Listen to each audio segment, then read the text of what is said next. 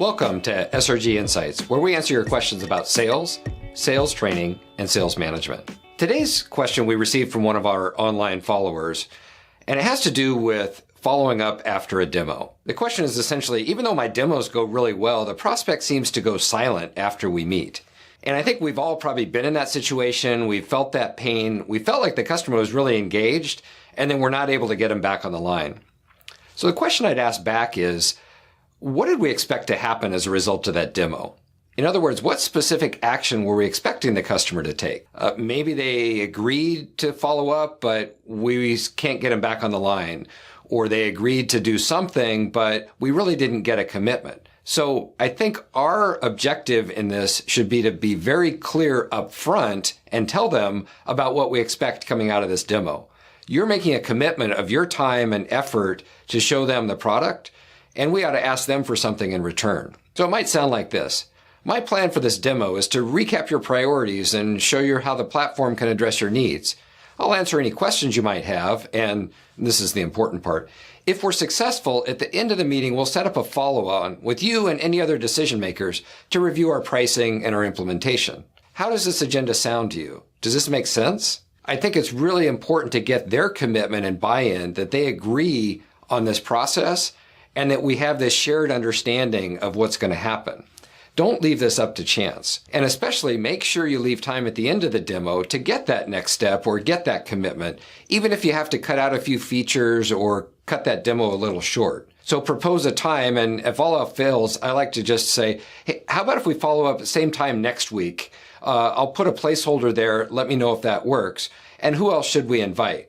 So at least you have a placeholder for that follow-on meeting, as opposed to trying to chase them down or send emails back and forth and find out that they've gone silent. Then I would absolutely recommend you have a template or format that you use after each and every demo to recap your conversation. Ideally, that goes out as soon after your call as possible, but at least by the end of the day, you want to recap.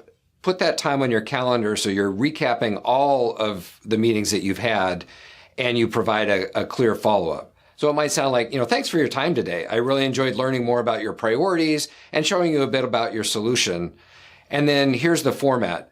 Recap their priorities. So you agreed that your most important requirements were X and Y, and you also shared that this was very important to you. So you want to remind them what they said was important.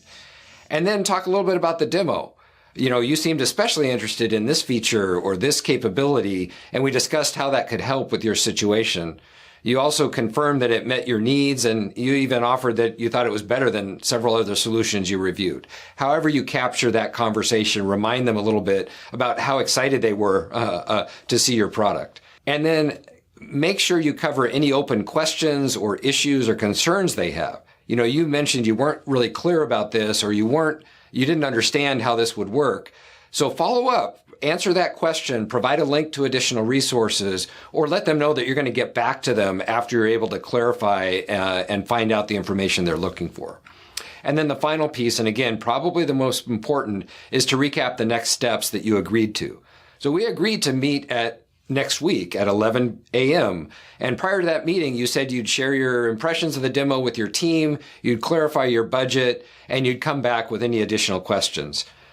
So that, again, there's a commitment between the two of you in terms of what's going to happen and how you're moving forward.